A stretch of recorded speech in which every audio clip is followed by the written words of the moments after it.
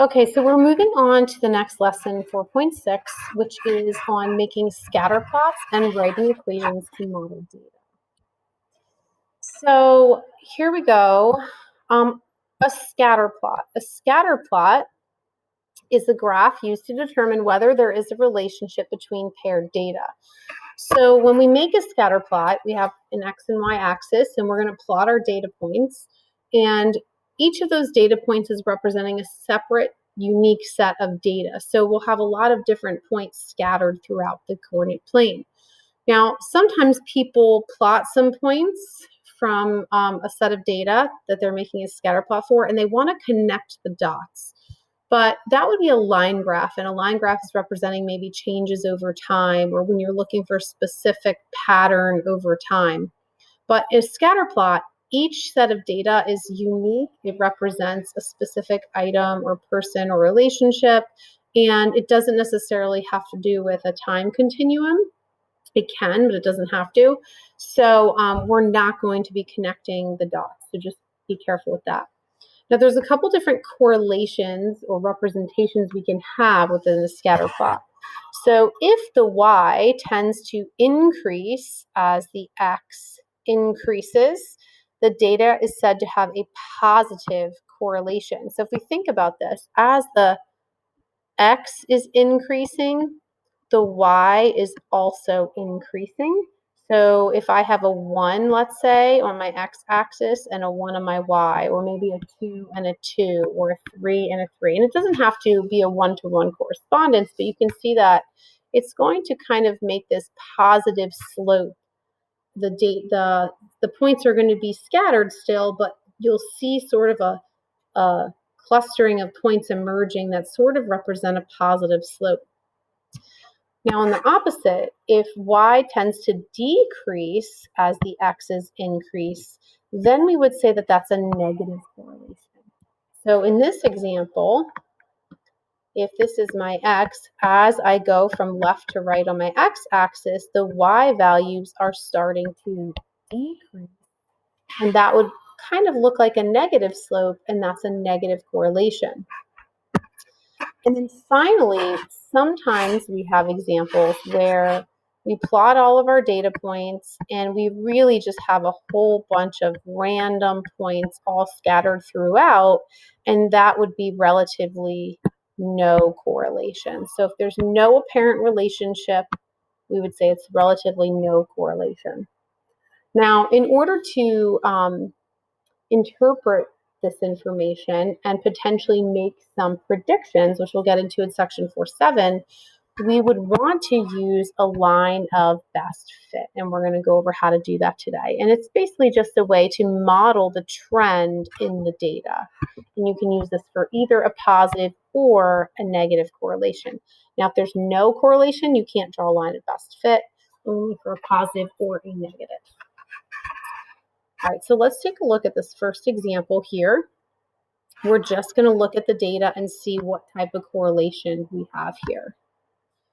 So if you take a look at the first example, both of these scatter plots are representing data that came as a result of the Forest Ranger's annual survey on rabbit and red-tailed hawk populations. So in example A, we can see that they were looking at the snow depth, and then they were seeing how many rabbits there were per square mile. And we noticed that as the snow depth increased, the number of rabbits that they found decreased. So this would be a negative correlation. So there's still a relationship between those two variables, but the relationship is negative, meaning that as the x increased, the y decreased. So as the snow got deeper, less rabbits were sighted. Now, the second example here, we have rabbits counted and hawks sighted. So in this situation, the higher the population of rabbits, or the more rabbits that were seen or counted, the more hawks were seen. So this is showing us a positive correlation. So the more prey that there were, in this case the rabbits, the more predators there were, in this case the hawks. Now, if we're going to make a scatter plot, okay, we first have to identify our independent variable and our dependent variable, or what's going to be our x and what's going to be our y. So if the table is set up for you, typically the first row or column is going to represent the x and the second row or column will represent the y. But just to make sure, we know that x is always our independent variable and the y is our dependent variable. So in this case, the years are the independent variable because they just occur. The year is what it is. But the number of players that signed up were dependent on which year it was. Now, rather than writing out the actual years on my x-axis, oftentimes we like to do years since, whatever the starting point is for our data, and then that way we can just use the number 0, 1, 2, 3, and so on. It'll be a lot easier when we calculate different things and write the equation of our line as well to make those predictions. So in this case, it says the table shows the number of girls signed up for softball summer softball league each year for 5 years. We're going to make a scatter plot of this data, but before we do that, I want to use the years I want to do as a function of years since 2000. So that would mean that the year 2000 would be 0, and then 2000 would be year 1, 2, 3, 4, and 5. So that's why we'll set it up on this graph. Now you should always label your graph. So in this case, our x-axis is going to be years since 2000. So that means that my origin or my 0 is representing the year 2000, and then each year after that, so 2001 and so forth. And then the y-axis in this case is going to be the number of players that had signed up. So our first point would be 105. So again, 1 year after the year 2000, and then I'm going to estimate where that 105 would be. Then the year 2 and 113. Again, estimating where that point is. 3 and 120.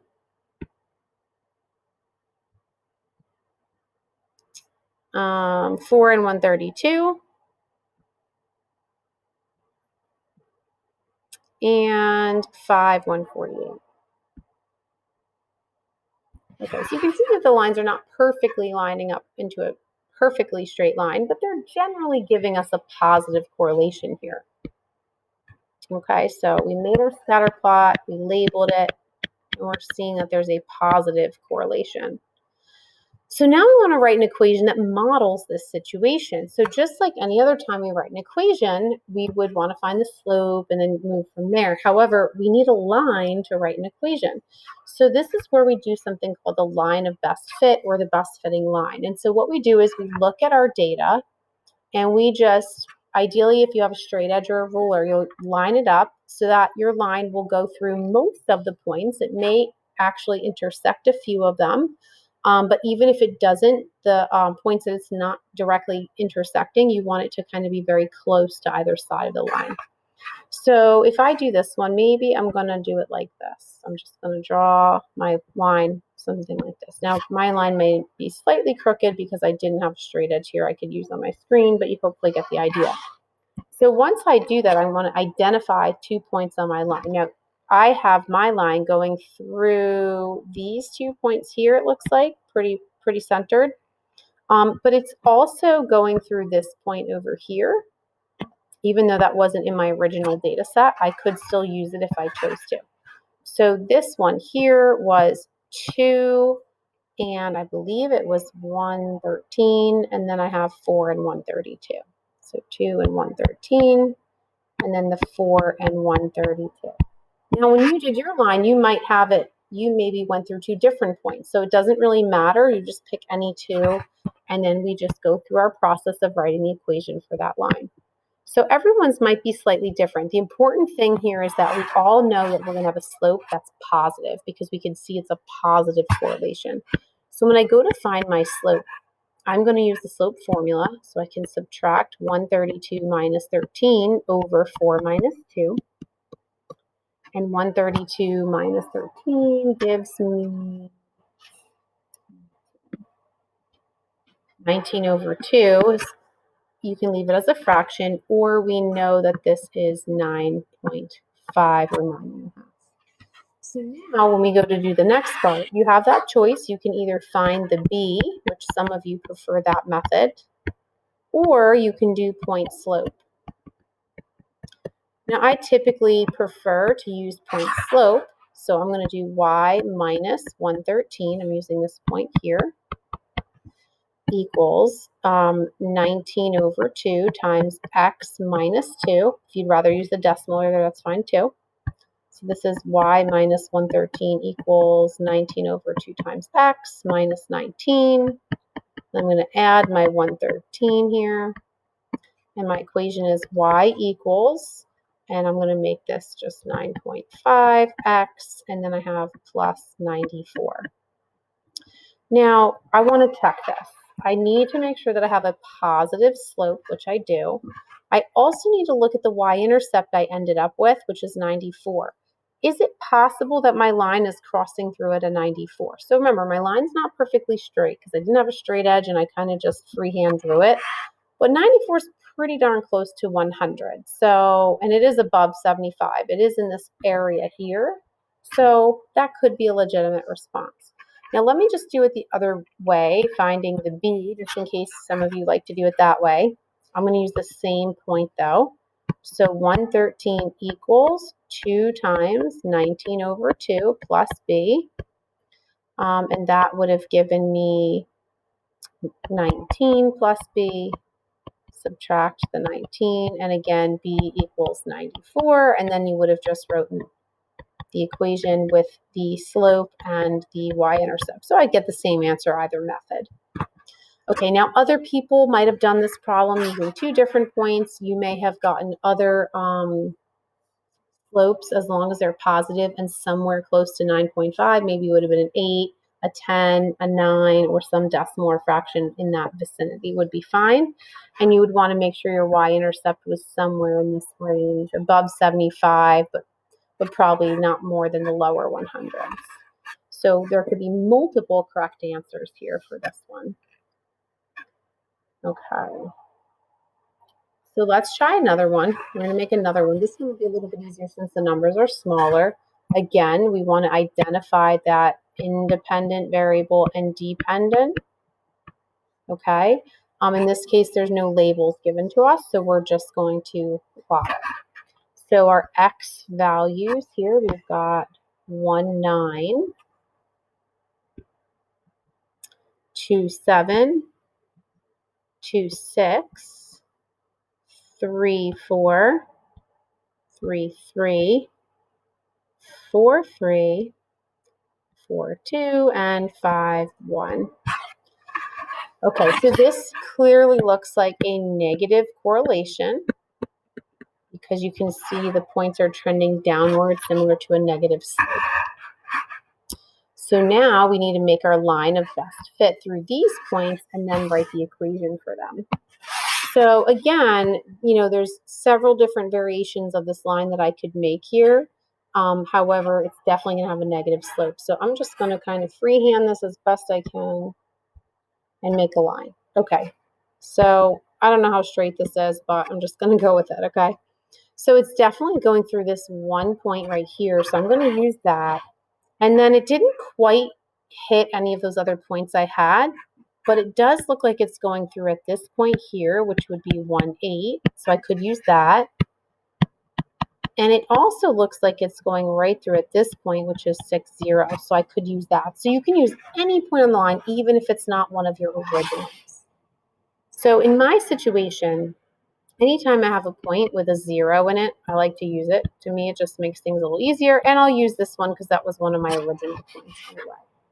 So finding the slope, I'm going to do 3 minus 0, so y2 minus y1, and then 4 minus 6. And I have 3 over negative 2. So my slope is negative 1.5 or negative 3 over 2. So now I'm going to substitute in y minus. I can either do the 3, 4, the 4, 3, or the 6, 0. So if I do this one, y minus 3 equals negative 3 over 2 times x minus 4. I get negative 3 over 2x plus 6, and then I add my 3. So y equals negative 3 over 2x plus 9. Let's see what would have happened if I picked the other point instead. Y minus 0 equals negative 3 over 2 and then x minus 6. Y equals negative 3 over 2x plus 9. So see, I would have got the same thing either way, as long as you use one of the points that your original slope was calculated from. And if you use the method where you like to find the b and then write the equation, that works just as well.